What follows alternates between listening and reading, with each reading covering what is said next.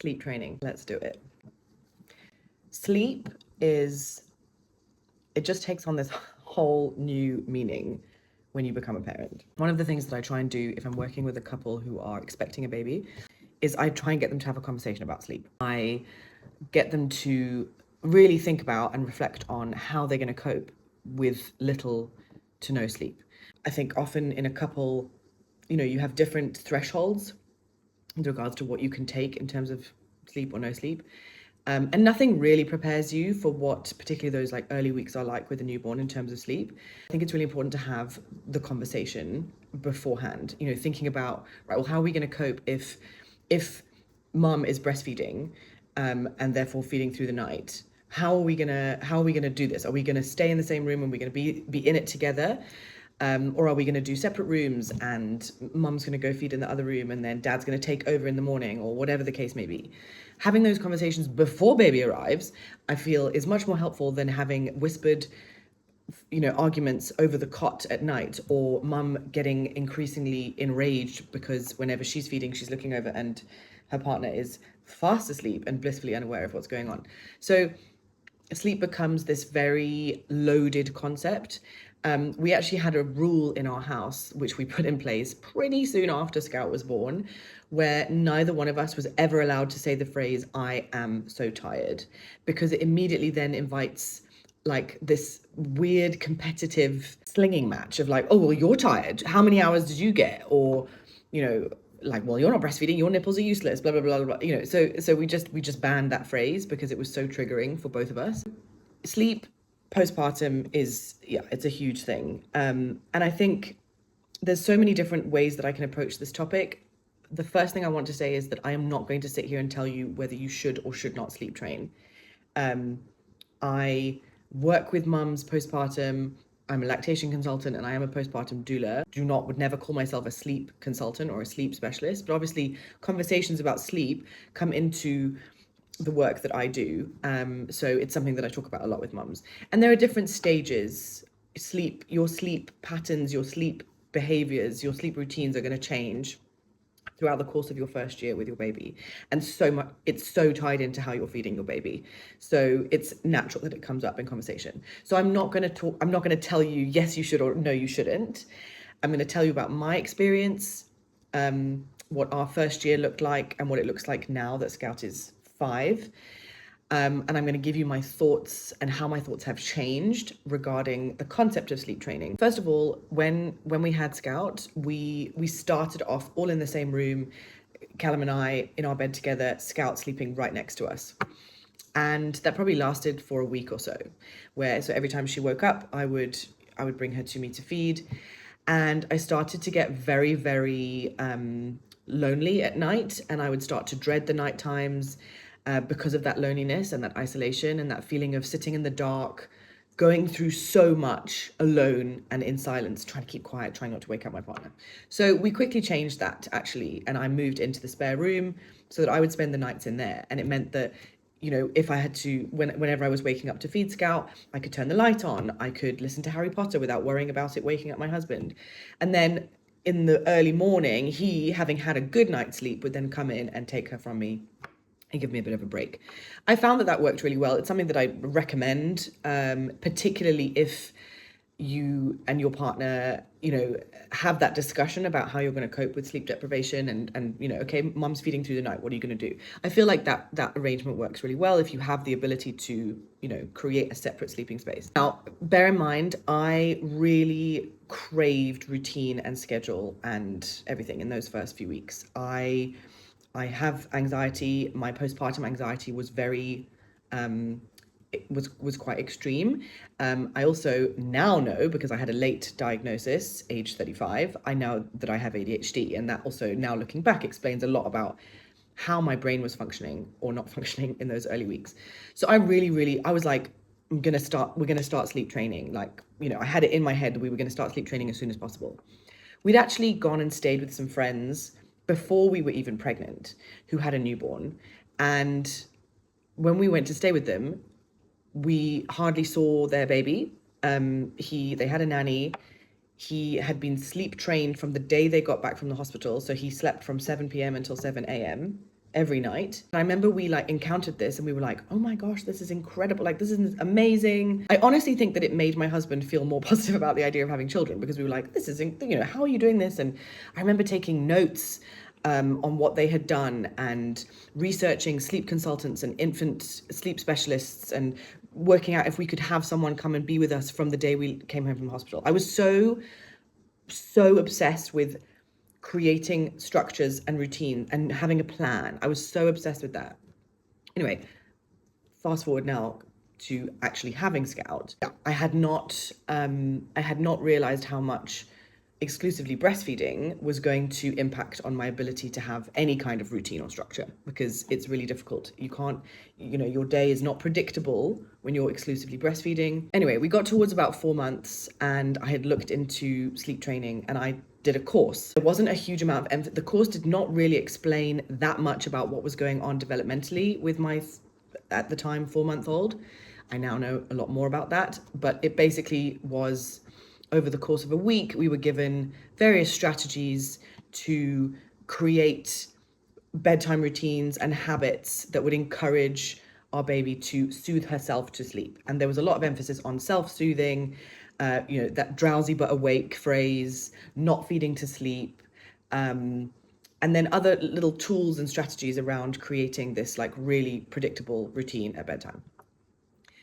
And there was an element of cry it out. So it wasn't until the last session of the course that suddenly, in that last session, she was like, okay, and now you're going to start doing this, you're going to leave the room and you're going to time it and you're going to do this. And so we were suddenly thrust into this, oh my gosh, okay, so we just need to leave the room and we just let her cry. And listening to your baby cry it's like torture. And I was just not prepared. I was not prepared for mentally how difficult that was going to be. We had a system where we would only let her cry, I think we had it 4 minutes at a time, and then we would go in and then we would start the process again. And it took 2 or 3 days, and then she did start settling herself. She would cry less, she would put herself to sleep. We started implementing the same thing for her naps and as well as bedtime, and it seemed to be going really well. It seemed like, okay, we've cracked it. We got through that first hard few days with me, crying outside the door and my husband sort of handing me a glass of wine to try and, keep me calm and all the rest of it. We got through that. This was around when she was 4 months. And over the next year, pretty much, she was a really good sleeper. I stopped breastfeeding around 6 months. She was apparently able to soothe herself. We did have some major blips, and every time we had major blips, we would go back to the principles that we'd learned during that course. And then, and I can't remember exactly how old she was. She must have been 2.5. It became apparent that she was no longer happy sleeping in her cot. She was becoming very distressed anytime we were leaving her. She was standing up. She wasn't quite pulling herself up and trying to climb out, but it just became apparent that she was needing to transition into a different bed. And essentially, from that moment on, all of our sleep training principles went out the window. My daughter is now 5. She cannot go to sleep without one of us lying with her. We have a fairly laborious routine at bedtime that involves a story and then I think 8 to 12 little songs that I have to sing in the right order. And then usually she likes to have her back scratched or tickled, and she won't go to sleep unless one of us is lying with her. And then if she starts in her own bed, at some point during the night, she will come through to our room every single night. And she has a little bed on the floor that she can get into. So pretty much every night we wake up and she's there next to us. She will occasionally try and get into our bed, and depending on how we're feeling, we either let her stay there, or if it's too crowded and none of us are sleeping, then it will just gently put her into her mini bed. So essentially, she sleeps with us. We are now fully co-sleeping as a family.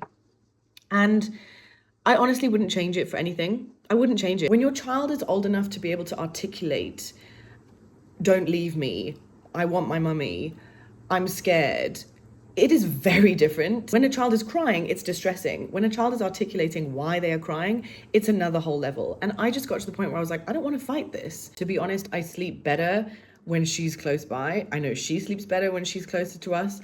And like, life's too short. I honestly I'm picking my battles, and this is just one I don't want to have.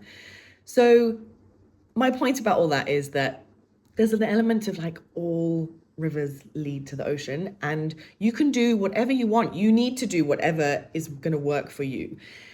But I will say that now, as a lactation professional and somebody who works with women postpartum, particularly in the first year, I do strongly believe that there is a reason why babies cry for us, and not responding to them when they're crying doesn't necessarily teach them to soothe themselves. It just teaches them that no one's coming when they're crying. And that freaks me out, actually, like, the more I think about that. So that's my personal take on it. If I could go back, I would probably change what we did with regards to the crying and outside of things. There are a lot of wonderful holistic sleep consultants out there who promote and encourage and empower parents to find sleep routines, gentle sleep routines that help them to get more sleep without distressing them or their children. And that I'm a huge proponent of now. So if anybody asks me about sleep training, I point them in the direction of those sleep consultants. Because yes, there are things that you can do, particularly around the 3 to 4 month mark, where your baby goes through this massive developmental leap. They can see better and hear better, and so they have more of that separation anxiety. There are so many things that you can do and implement during the day and during the bedtime routine, which help foster healthy sleep habits without doing the cry it out stuff. So I would really encourage you to look into those if it's something that you are concerned about. For me, the cry out system, whether it's letting your baby cry for 4 minutes or 20 minutes, I'm becoming increasingly aware of the effect that has. And I don't see the benefit of it anymore. So that is where my viewpoint has changed on it. In the same way that I don't advocate for strict feeding routines and schedules, I feel that obsessing about wake windows and, timings of naps, again, a lot of us who crave routine and schedules and predictability, that is something that's very appealing. But I feel like there's a middle ground. I think that there is a way that you can, yes, like have a loose structure around your baby's naps. And I definitely do think that if your baby starts waking suddenly loads more at night, then yes, looking at their daytime naps is a logical, sensible thing to do. There has to be some sense of flexibility because your baby is not a robot. They can't be programmed. And I really feel like creating a narrative that things like feeding to sleep and rocking to sleep and soothing to sleep are bad habits is incredibly damaging and also goes against your baby's biology. So I'm not a fan of that. If you are sleep deprived and you need support trying to get your baby to sleep better at night, there are options that don't involve hugely distressing periods of listening to your baby cry and not going to help them.